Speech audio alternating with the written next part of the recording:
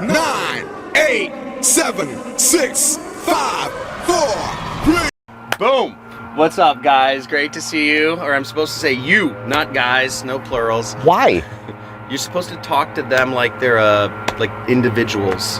Oh, that's a YouTube rule. Yeah, I didn't know that. It's a YouTube rule. Okay, no plurals. No plurals. It's one person at the end of the camera. So got it. You, no plurals allowed in this interview. I got it. Thank you for teaching me so much. Oh. Okay, well, first off, dude, I had like a whole like series of questions like in my mind. And here we are. Oh, here we are. So, weird, but we are here to mastermind about an influencer mastermind. I'm feeling slightly awkward right now, and I want to know, why shouldn't we feel guilty? Why does Ryan Moran not feel guilty? There's no guilt in being a capitalist. So there's what? no guilt here. What has crafted this amazing person? Yeah, it's interesting. Where does it come from? You know what's interesting is entrepreneurs get successful after a while, and then some of them become big liberals, where they feel guilty about their success and they feel they need to like give it all away. I don't know anything about that living in LA. Yeah, right. Well, where I'm getting is like there's like inherent guilt that happens when people become successful, and that's just an unnecessary belief. And the reason is because like the greatest way to make change in the world is through a profitable business. Because business is ultimately the way that you distribute something profitably.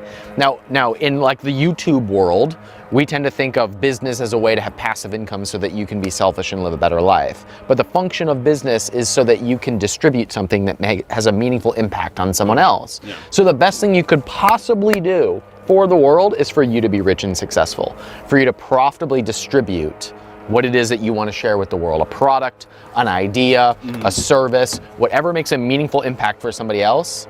Like that is your greatest gift to the world, and you should be able to do it profitably. And the more profitable it is, the more good you are able to contribute to the world. And so there's no need to be guilty about that. So here's by the way, guys, this beautiful, I don't know if there's, I'll throw in some B-roll afterwards, but we're at Ryan's lake house right about here this in for B-roll. Austin, Texas. But I got some B-roll for you, John. Oh my God, you're fucking crazy. But dude, actually this is really interesting, is like guilt to become successful, not after people become successful and they're like, we're giving it all away. Do you have to separate, like, do you have to get rid of guilt just to become successful? Like, is there a relationship between guilt and success? Money will amplify whoever you are. It's just like alcohol. Heard that, right? Yeah. So if somebody loves attention, and that's how they get love and how their ego is satisfied, and you give them alcohol, they don't become a quiet introvert that's cute in the corner. Sure. They become the loud, boisterous person at the party. It's the same exact thing if you give someone money. Money is an amplifier, just like alcohol is. So if you have somebody who feels guilt about whoever they are, and you give them a lot of money, it's going to amplify that. I've heard that before. I've been to Tony Robbins and stuff like that. But I want to hear what I mean. Is that what you think in terms of like you have to? So there's no relationship between guilt and making money in the first place and charging ridiculous prices, or is that really what you believe? Okay. Of course not. There's absolutely no correlation between the two. Okay. Money is a measure of value. Like there's no guilt associated with creating value for other people. The end. Okay. There's no guilt associated with creating. So here is the big distinction. There you either believe that there's a fixed amount, and by me having this over here, you can't have it, or you believe that by me having this thing over here, it actually makes it easier for you to get it. So I do you either a bad thing by having this thing, because it prevents you from getting it, or it makes it easier for you to have your thing because I've created a new path and changed your beliefs. You tend to either believe one or the other. Yep. I believe the other.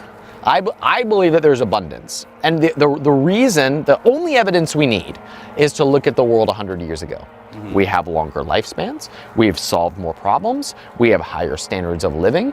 In fact, the lowest of the low in first world countries live better lives than rich people a few hundred years ago. Because you don't leave your house and die from cholera. So we live vastly better lives. That's abundance. That is value. So it's not just dollars. Value is subjective. It's quality of life. And we have higher than ever before in history, no doubt. So value is simply what we measure in money, and we use it as a way to exchange that subjective value, which is increasing all the time. So there's no guilt associated with creation of value, and that's what we're doing as entrepreneurs. We tend to think there's this pie over here, and I got to get mine. But the truth is, you're making the pie.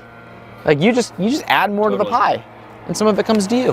I totally agree. Now, as somebody who's created, assisted 500 people in becoming millionaires, do you think intelligence has any? Do you think IQ or intelligence has any effect on? Yes. Okay. I don't even know what the next question is, but yes. So yes, obviously, like intelligence is a variable. Now you can overcome a bunch of different variables. Like hard work is a variable. So intelligent people don't necessarily work harder. Hardworking people aren't necessarily more intelligent. It's just a variable in the overall equation. Now some of them are within your control. I would even argue intelligence is a little bit within your control. A little bit. Like you can do things to become smarter. And I'm talking about the way people are born. I'm not talking about the books you read or the college you go to. I'm talking about. So you're talking about natural innate talent, like innate talent. Yeah. So yeah, that's a variable, and you can't change that, but you can change a whole hell of a lot of other things, and those are things within your control. We do all this focusing on what we can't control. Meanwhile, there's a bunch of things that are, and you don't get rich or even improve your life or anybody else's life by focusing on the things that you can't control. You focus on the things you can control. And as soon as you double down on that, you can change whatever you want. Now you invite a lot of ridiculously successful people. You've been around a lot of ridiculously successful people. You told me earlier that you really try to keep those 5 people around. You are the 5 people. You try to keep some really high value people around you. Are there any public examples of people you've personally met that you can say they don't have a lot of natural intelligence, but they have overcome it? And oh man, I mean, and yes, this is being broadcast on YouTube, but you don't need. Grant Cardone doesn't have a lot of natural intelligence. Grant Cardone doesn't have a lot of natural intelligence. How did he make up for it? He works incessantly. He's a great salesman. He had a skill that he completely doubled down on. Like, I mean, he went completely all in on one skill set. Persuasion or telesales? I mean, sales is his. Sales. So here's an interesting distinction. Like, intelligence is not necessarily associated with skill set. It's one of the variables. Intelligence is a variable. Like give me somebody with 170 IQ. It doesn't necessarily mean they'll be successful. It just means that they're going to be really smart. So are most professional athletes incredibly intelligent?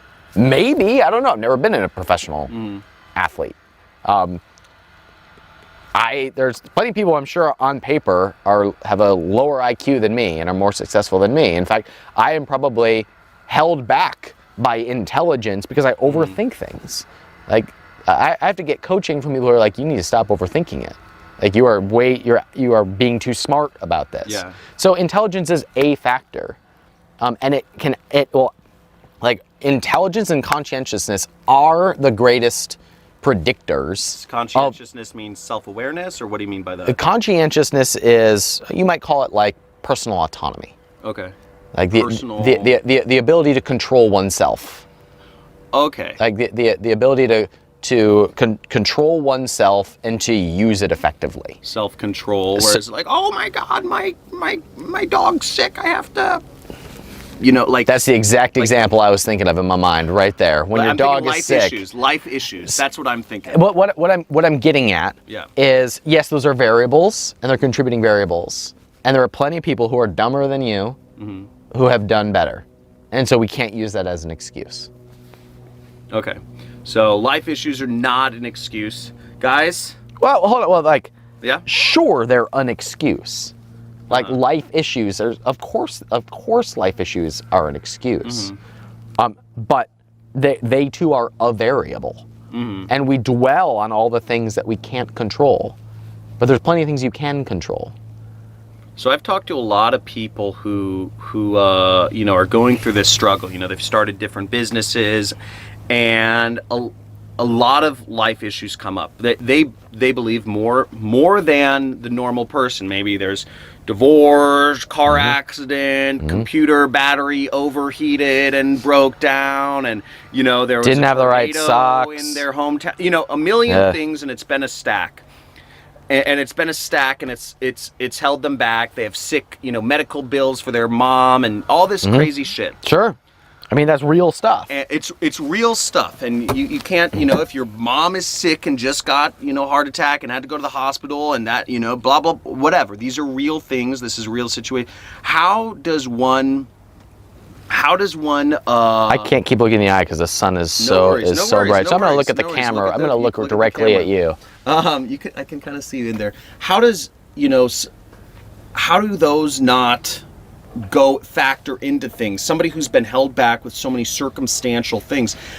You know, I haven't had many of those things happen in my life.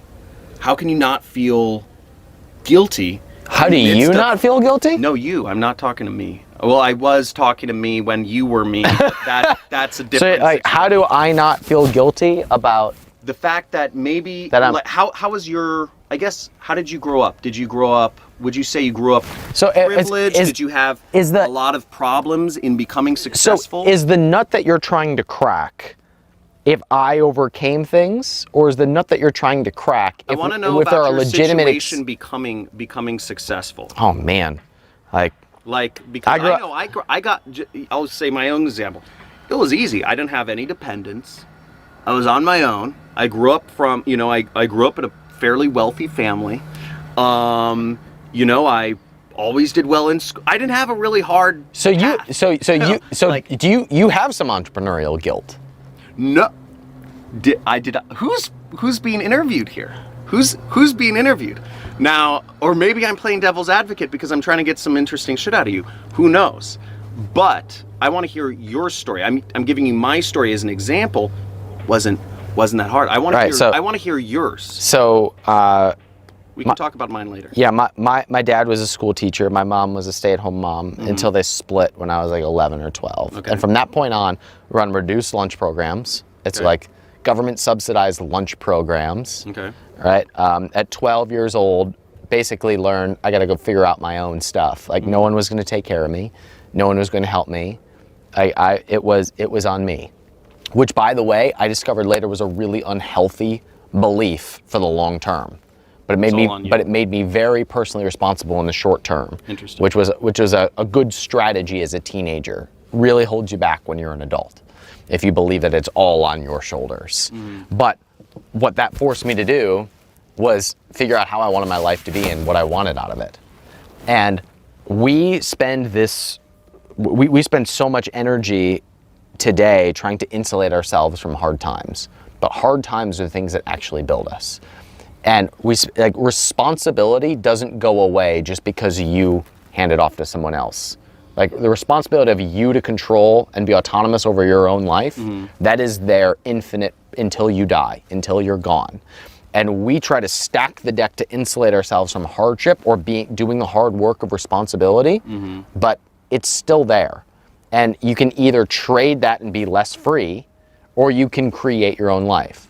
So for me, at 12, I basically became an adult. I started working at 12. What did you do? I umpired. I was a janitor at my church. Oh, shit.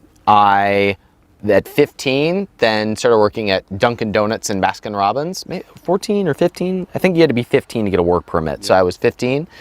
In fact, I remember this kid in the computer lab. His name was Scott.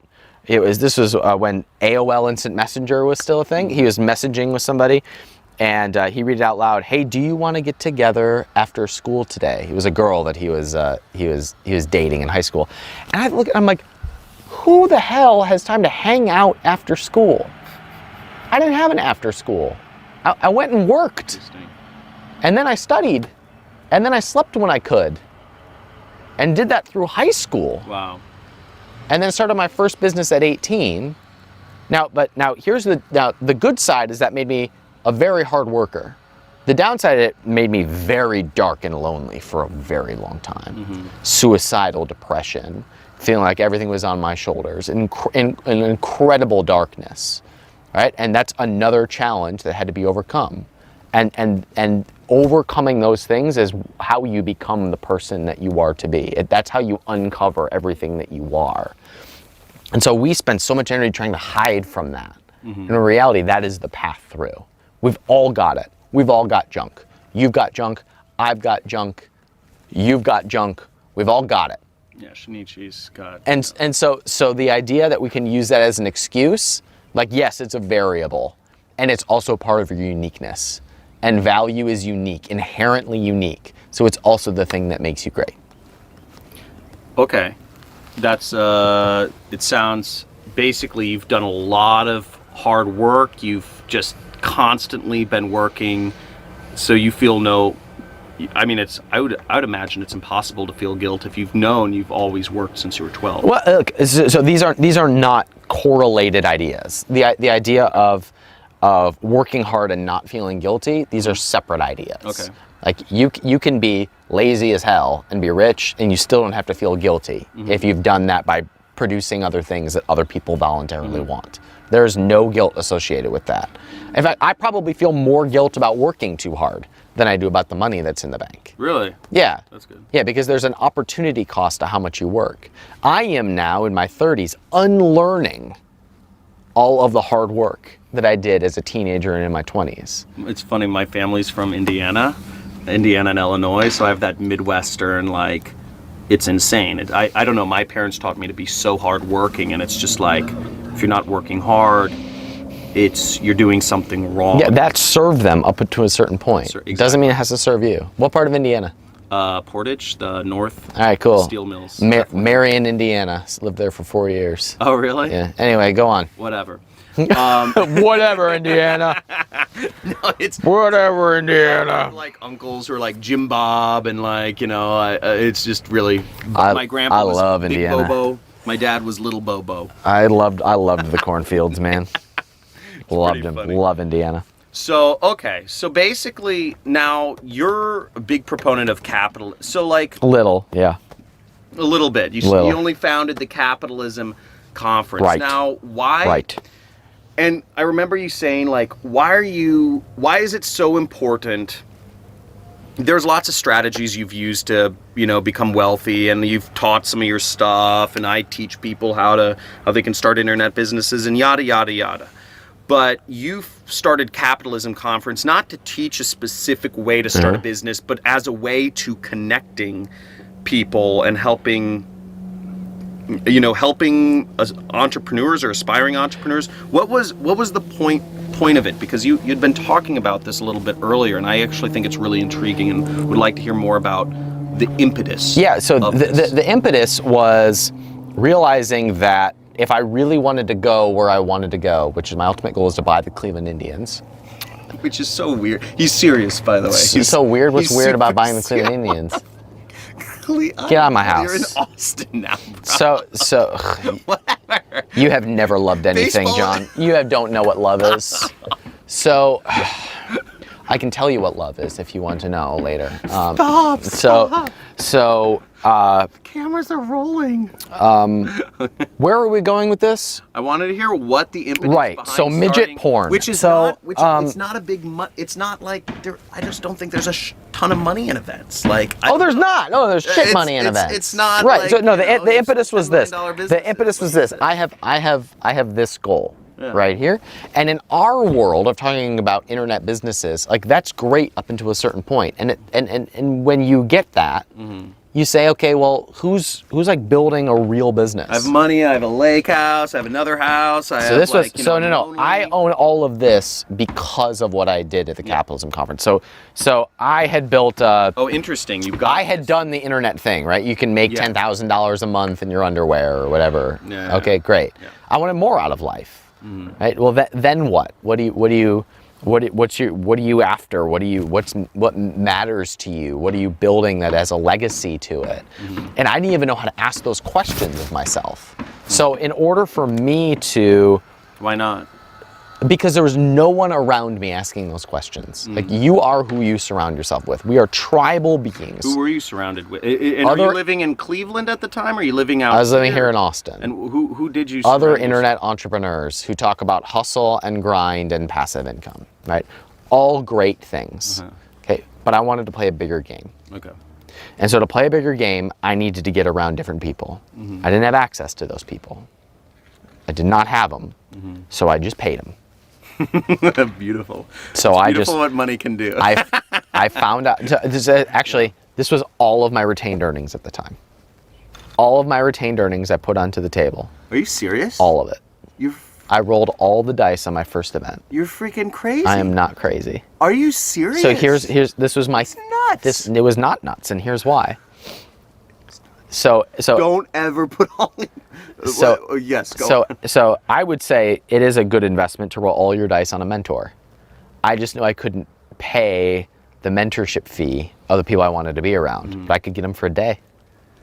I get them for one day to all fly into Texas, and if I spent 3 days with those people and invited other people to join, maybe I could help mitigate the cost. And what are the booking fees of some of these people? I'd imagine 25 to 250K. Yeah, that's a good range. That's a good range. Okay. Yeah. So I was spending hundreds of thousands of dollars on just to get these people in. Yeah, it's not cheap. It is, and that does not factor in. And then we fed all the attendees and had all the stuff, right?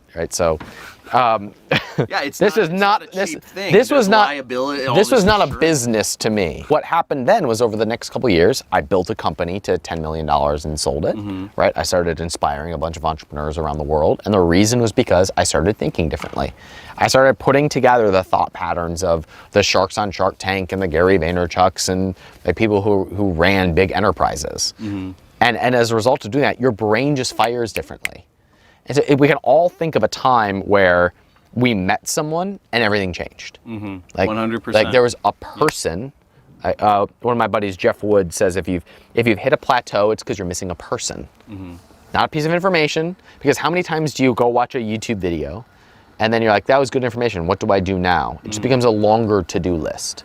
But when you meet a person, you change. And you're talking physically, right? Yeah, well, yeah, but I mean, biologically we change. I mean, we literally change literally.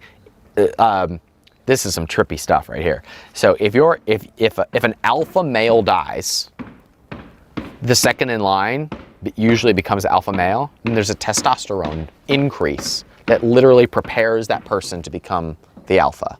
In humans? In humans. In humans.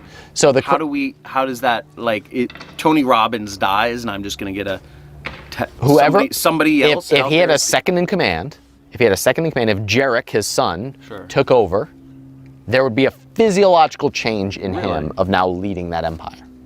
That's totally... Isn't that crazy? That's really weird. And biologically, we're wired to be predisposition for certain fit in the tribe. So it is you change and you change your environment. It is a both and. So all this to say, who you surround yourself physiologically changes you. Biologically, physiologically changes you. And it changes what you think about, it changes what you normalize, it changes what your habits are. Everything is who. It's not what, it's not how. Sometimes it's when, but it's always who. That the hack. The hack to making $1 million is hanging out with people who make $1 million. That's the hack. We could go through these algorithms and systems and all of this. You are not likely to force yourself to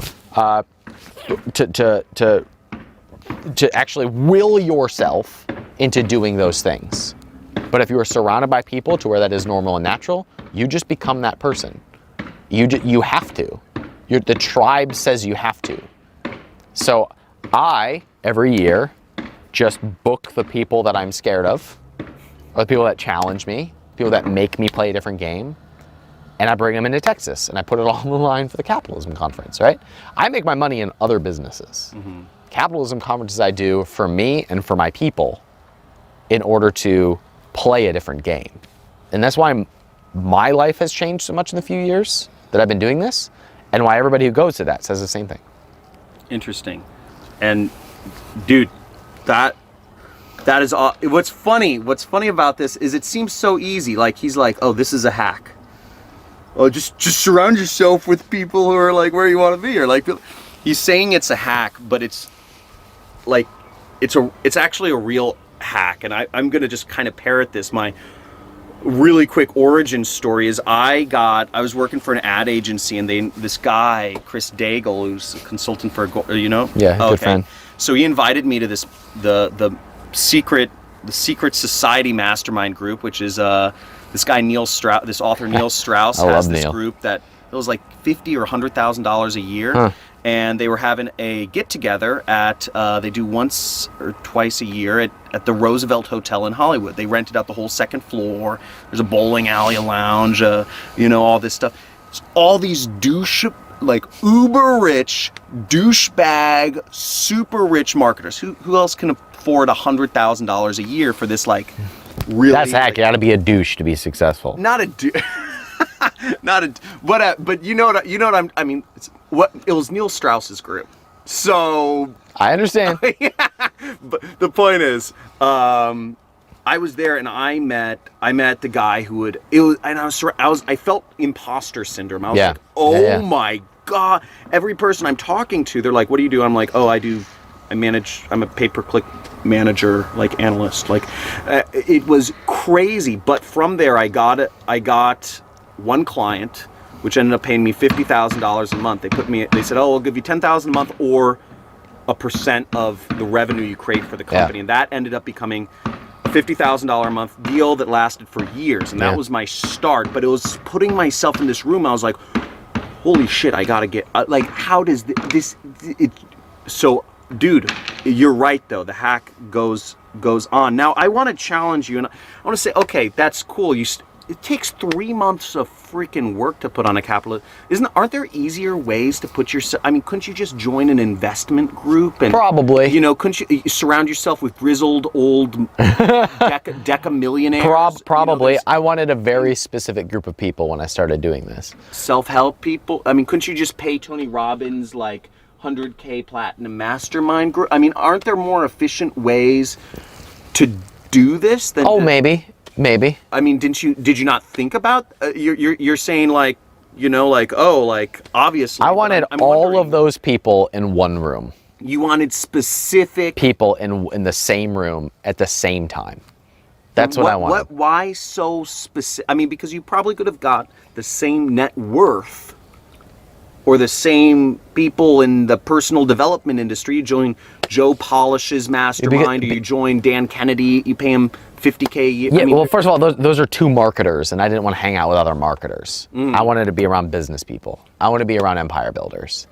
And so I wanted to be around specific people. Who are those specific people, and why was it so important to have them in the same room sure. rather than join a mastermind or investment? So 3 people that I booked for year 1 were Gary Vaynerchuk, Robert Herjavec from Shark Tank, and Grant Cardone. Wow. Right? So huge. So I'll explain why now. I could tell you my personal feelings about all of them if you're curious another time, but I've talked about that publicly. Anyway, tell me the big why, and then tell me you can Google things you learn. You can Google my name and Grant Cardone for some fun stories. But anyway, those 3 specifically, here's why. Gary Vaynerchuk has a similar goal of owning a major league or a major sports franchise. He's 10 years ahead of me. So I want to find out how he thinks differently from me. How's he 10 years ahead of you? He's 10 years ahead of me in terms of net worth and following at that time. Okay. So I want to know, okay, how does he think differently than me? And so if I spend a day with him, I think I'll be able to get 80% of how we're different. I want to know how he plans to own the New York Jets. I want to know what he focuses on in order to build that. What's the strategy that he plans on doing? I'd never heard him talk about it before. Now he talks about it publicly, but I think that was the first time. I booked Robert Herjavec because Robert Herjavec is following a model that I'm really envious of, that I want to build on my route to owning the Cleveland Indians. That's the physical product. That is having a stake in a company and having a platform that makes that company grow. The whole reason why I teach this stuff is because my model is I want to have a stake in a business and I want to impact that business by the platform that we build at capitalism.com. Interesting. Okay? And then, so you want capitalism.com to be the Shark Tank of physical products? Correct. Maybe? Yes. Interesting. Okay. And Grant Cardone claimed to own hundreds of millions of dollars worth of real estate, right? He's also a marketer.